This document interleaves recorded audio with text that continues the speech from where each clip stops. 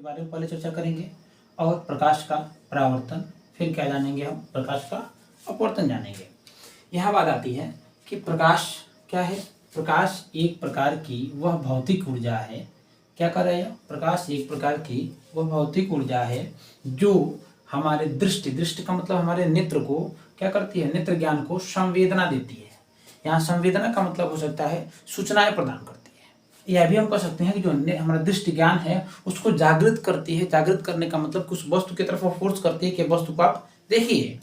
कि जब लाइट पड़ता है किसी वस्तु पर तो उससे जो है रिफ्लेक्ट होकर के प्रकाश की किरण जो हमारे नेत्र में पहुंचती हैं तो वह वस्तु उसकी सहायता से हम देख पाते हैं। या इसके बारे में एक और परिभाषा कह सकते हैं कि जो है प्रकाश के द्वारा ही हम क्या कर पाते हैं, किसी वस्तु को देख पाते हैं। प्रकाश के द्वारा ही क्या कर पाते हैं, किसी वस्तु को देख पाते हैं। ये हुआ हमारा प्रकाश। अब बात करते हैं कि प्रकाश क्या है। दो प्रकार का है। कौन कौन सा है? एक है प्रकाश का भाग प्राकृतिक और दूसरा है कृत्रिम। तो प्राकृतिक में कौन कौन सा है? प्राकृतिक में हो जाएगा हमारा सूर्य, तारे या अन्य जो है आकाश गंगाएं हो सकती हैं। कृत्रिम में क्या हो जाएगा? कृत्रिम का मतलब होता है मानव निर्मित, यानी कि मनुष्य के द्वारा बनाया हुआ, जैसे इलेक्ट्रिक बल्ब वगैरह, दीपक हुआ, ये सब क्या है हमारा जो है कृत्रिम यानी मानव निर्मित है। ठीक है। अब आती है बात हमारी, इसमें एक और आता है, एक आता है प्रदीप्त। हम इसको वस्तु भी कर सकते हैं, प्रदीप्त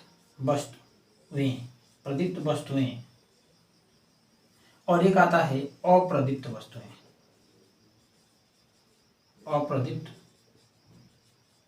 वस्तुएं। इन दोनों के बारे में जानेंगे कि प्रदीप्त क्या होती है और अप्रदीप्त क्या होती है।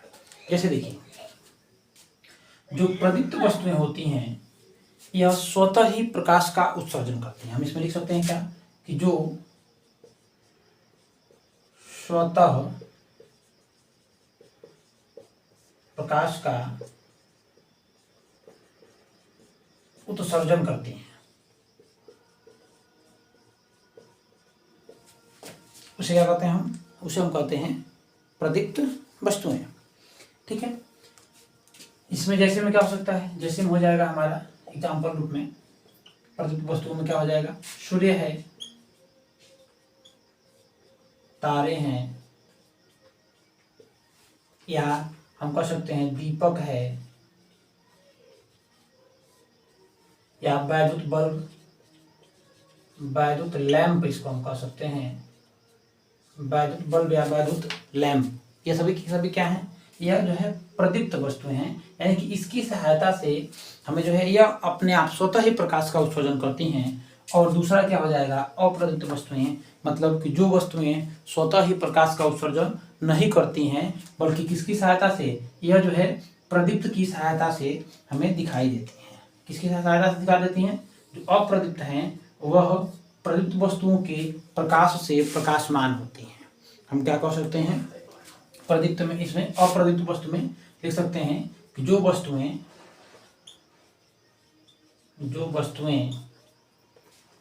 प्रदीप्त के प्रकाश से, जो वस्तुएं प्रदीप्त की प्रकाश से, प्रदीप्त की प्रकाश से प्रकाशमान होती हैं, प्रकाशमान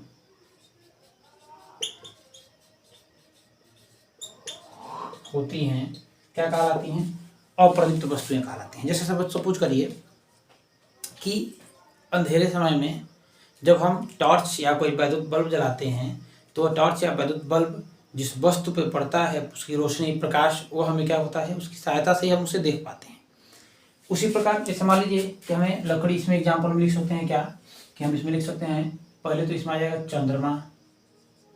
चंद्रमा जो है वो क्या है, अप्रदीप्त वस्तुएं हैं, क्योंकि चंद्रमा किसकी सहायता से दिखाई देता है, तो सूर्य की प्रकाश से ही हमको यह दिखाई देता है। दूसरा हो जाएगा, हम कह सकते हैं इमारतें, और कह सकते हैं जो है लकड़ी की बनी हुई वस्तुएं, लकड़ी की बनी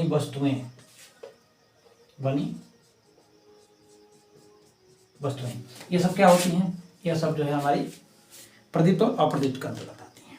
ठीक है, अब बात करते हैं हम किसके बारे में, जो है प्रकाश के कुछ गुण होते हैं। क्या होते हैं, प्रकाश के कुछ गुण होते हैं। जैसे प्रकाश कैसे चलता है, प्रकाश पारदर्शी माध्यम में जाता है कि नहीं जाता है। तो उसमें हम देखेंगे पहला पॉइंट क्या है हमारा, कि प्रकाश क्या है, सरल रेखा में चल सकता है। यानी कि प्रकाश क्या होता है, सरल रेखा में चलता है। सरल रेखा में, सीधी रेखा में यह गतिमान होता है। दूसरा पॉइंट क्या है कि प्रकाश जो है वह क्या होता है, विद्युत चुंबकीय तरंगों के रूप में चलता है। विद्युत चुंबकीय तरंगे, आपको विद्युत चुंबकीय तरंगों के बारे में आगे जो हमारा इलेक्ट्रिक का आएगा उसमें बताया जाएगा, लेकिन यहाँ आप समझ सकते हैं कि विद्युत चुंबकीय तरंगों के रूप में चलता है। तरंगे दो प्रकार की होती हैं, एक होता है अनुप्रस्थ तरंगे और एक होता है अंदर तरंगे, जो हम आगे बात करेंगे। दूसरा होता है कि प्रकाश निर्वात में चल सकता है। क्या है, प्रकाश निर्वात में चल सकता है। पृथ्वी और सूर्य के बीच में निर्वात है, तो अगर सूर्य से प्रकाश पृथ्वी पर पड़ता है, इसका तात्पर्य क्या है कि निर्वात बीच में है, तो निर्वात में भी प्रकाश चल पाता है। इसलिए कह सकते हैं प्रकाश निर्वात में भी चलता है। और इसकी चाल, यानी प्रकाश की जो चाल है वो निर्वात में कितनी है, 3×10⁸ मीटर पर सेकेंड। अगला नेक्स्ट पॉइंट क्या है, चमकदार तलों द्वारा प्रकाश का परावर्तन होता है। चमकदार तलों द्वारा प्रकाश का परावर्तन होने का तात्पर्य क्या है, यहाँ पे हम कह सकते हैं चमकदार तल की जगह पे हम एक और पॉइंट लिख सकते हैं यहाँ पे, क्या कि अपारदर्शी तलों द्वारा, अपारदर्शी तलों द्वारा, अपारदर्शी तलों या चमकदार तलों द्वारा प्रकाश का क्या होता है, प्रकाश का परावर्तन होता है। यानी वहां से प्रकाश क्या हो जाती है, रिफ्लेक्ट हो जाती है। तीसरा क्या है, यदि प्रकाश एक पारदर्शी माध्यम से, यदि प्रकाश एक पारदर्शी माध्यम से दूसरे माध्यम में जाता है तो प्रकाश का अपवर्तन कहलाता है। मतलब कि जब प्रकाश चमकदार तलों के द्वारा परावर्तित हो जाएगा उसको प्रकाश का परावर्तन कहेंगे, जो हमें पढ़ना है, तभी आगे पढ़ाया जाएगा।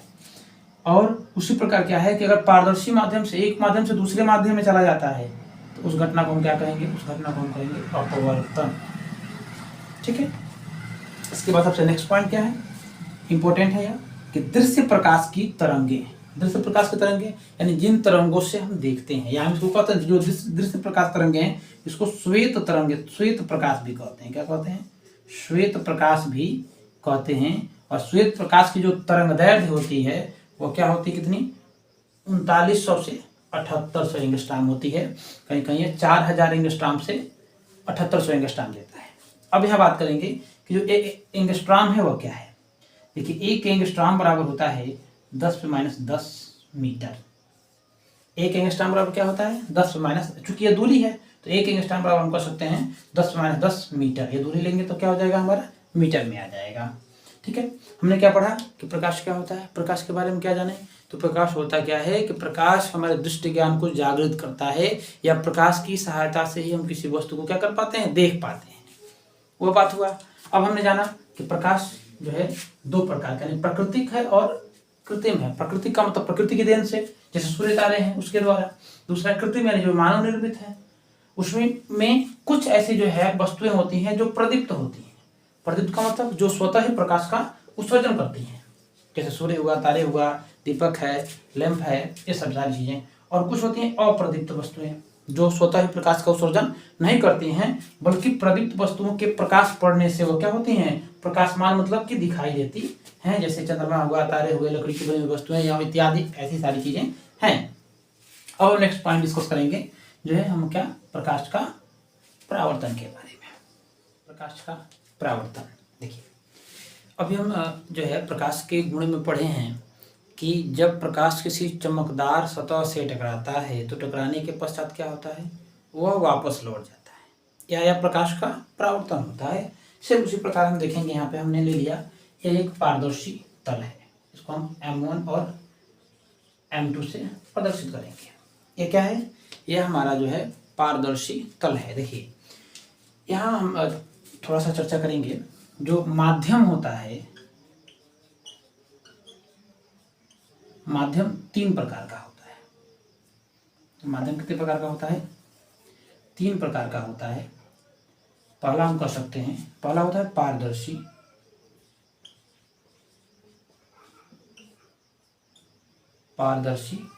दूसरा होता है अपारदर्शी,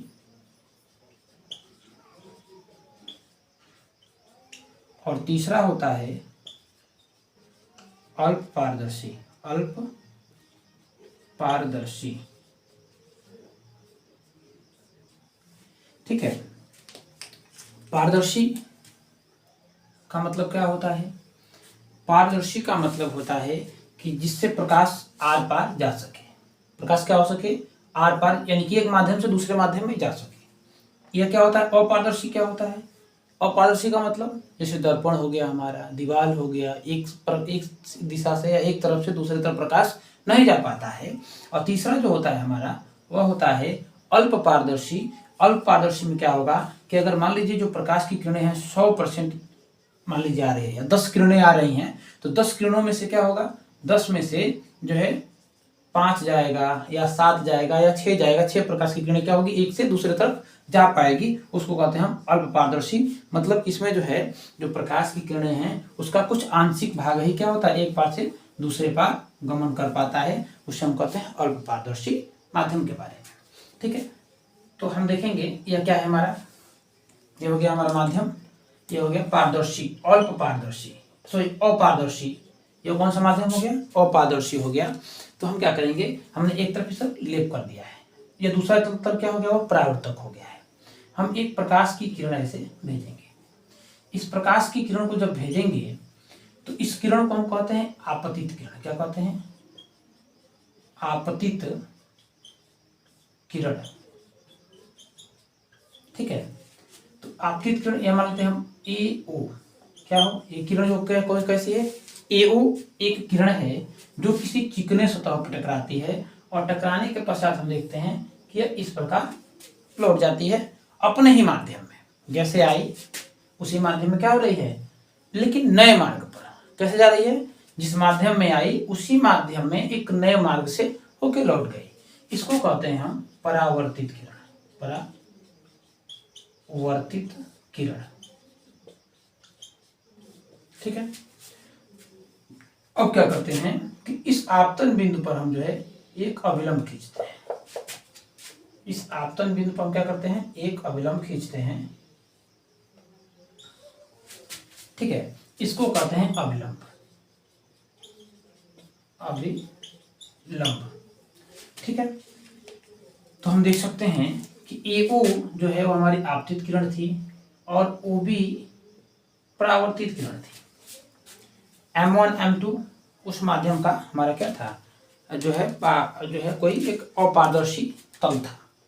ठीक है, अब हम देखेंगे तो हम परिभाषा इसका कैसे बनाएंगे। कहेंगे आपतित किरणें जब एक माध्यम से चल करके कोई प्रकाश की किरणें किसी दूसरे माध्यम के तल से, या दूसरा माध्यम है, इस दूसरे माध्यम के तल से टकराती है और टकराने के पश्चात अपने ही माध्यम में एक नए मार्ग पर क्या होती है, वापस लौट जाती है, उसे प्रकाश का परावर्तन कहते हैं। फिर यहाँ देखेंगे इसकी परिभाषा लिखा हुआ है कि जब प्रकाश किसी एक माध्यम से चलकर किसी दूसरे माध्यम के तल से टकराती है और टकराकर क्या होती है, टकराती है और टकराकर वापस उसी माध्यम में लौट आती है, उसे क्या कहते हैं, प्रकाश का परावर्तन कहते हैं। ठीक है, आने वाली किरण को हम कहेंगे आपतित किरण, और जो टकरा के वापस जा रही है उसको कहेंगे परावर्तित किरण। यहाँ हमने एक अभिलंब खींच दिया है, हम अभिलंब को कह सकते हैं NO। ठीक है, अब यहाँ देखेंगे, यहाँ जो है एक बनेगा अभिलंब और आपतित। अभिलंब और आपतित किरण के बीच, यह है आपतित किरण, यह है अभिलंब, के बीच बना कोण जो होता है वह होता है आपतन कोण। क्या होता है, इसको हम साइड में लिखते हैं आपतन कोण। क्या होता है, आपतन कोण। और परावर्तित किरण और अभिलंब के बीच जो बनने वाला कोण है उसको कहते हैं हम क्या, परावर्तन कोण। परावर्तन कोण। आपतन कोण को हम व्यक्त करते हैं I से, और परावर्तन कोण को व्यक्त करते हैं R से। ठीक है, इस प्रकार परावर्तन की जो है, परावर्तन के दो नियम हैं। कितने नियम हैं? परावर्तन के दो नियम हैं। लिखेंगे हम परावर्तन का नियम। देखिए परावर्तन का नियम नंबर 1 क्या कहता है दोनों को पहले समझ लेंगे। पहला नियम कहता है कि आपतित किरण, परावर्तित किरण और आपतन बिंदु पर खींचा गया अभिलंब तीनों एक ही तल में है। इसका मतलब क्या है? इसका मतलब यह है कि जैसे हम अब इस व्हाइट बोर्ड पे बनाए हैं, तो आपतित किरण भी व्हाइट बोर्ड पे है, परावर्तित किरण भी व्हाइट बोर्ड पे ही है। ऐसा इसमें कोई किरण नहीं है कि जो आ रहा है ऐसे यह जाए 3D। जैसे हम अगर कोई अक्ष बनाए 3D, जैसे ये होता है एक्स अक्ष, यह हो जाता है हमारा वाई अक्ष, और जो जेड अक्ष लेते हैं यह होता है हमारा बाहर की तरफ, ठीक है, या अंदर की तरफ। इस प्रकार ये दिखाता है। जो जेड अक्ष है वो बाहर की तरफ है, लेकिन इसको हम यही दिखा रहे हैं। तीन किरणें हैं, तीन अलग अलग हैं, एक्स वाई और जेड। एक्स और वाई तो हमारे व्हाइट बोर्ड पे हैं, लेकिन जो जेड है इसको व्हाइट बोर्ड पे नहीं माना जाता है, या 3D है, तो इसको या तो हम मानते हैं कि अंदर की तरफ होगा या बाहर की तरफ होगा। लेकिन इसमें ऐसा कुछ नहीं है। इसमें तीनों के तीनों क्या हैं? एक ही तल पे हैं, चाहे आप जिस तल पे बनाएंगे उसी तल पे वह बनेंगे। तो ठीक है, पहला यह हो गया। दूसरा नियम कहता है कि आपतन कोण आई बराबर होगा परावर्तन कोण आर के, यानी कि आपतन कोण बराबर होता है किसके? परावर्तन कोण के। ठीक है, हम इसको लिख देते हैं, आप देख लीजिएगा।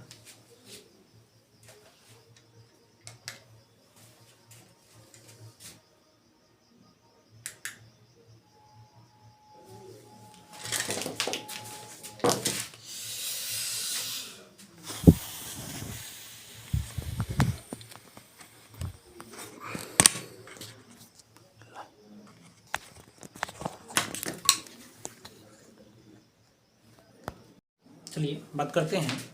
देखिए तो लिखा गया है, क्या बताया गया? जो अपवर्तन का, जो परावर्तन का जो नियम है वो क्या है कि आपतित किरण, आने वाली किरण, अपवर्तित किरण।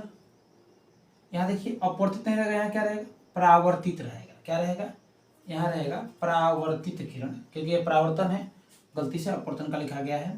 आपतित किरण और परावर्तित किरण तथा आपतन बिंदु पर खींचा गया अभिलंब तीनों क्या होते हैं? एक ही तल पे होते हैं।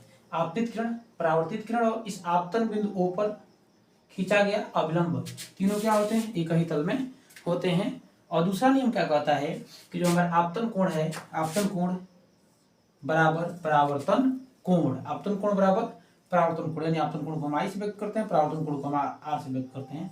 यह हमारा हो गया। ठीक है, अब हम जो है नेक्स्ट टॉपिक चर्चा करेंगे नेक्स्ट वीडियो में, जो होगा गोलीय दर्पण से। क्या होगा? गोलीय दर्पण से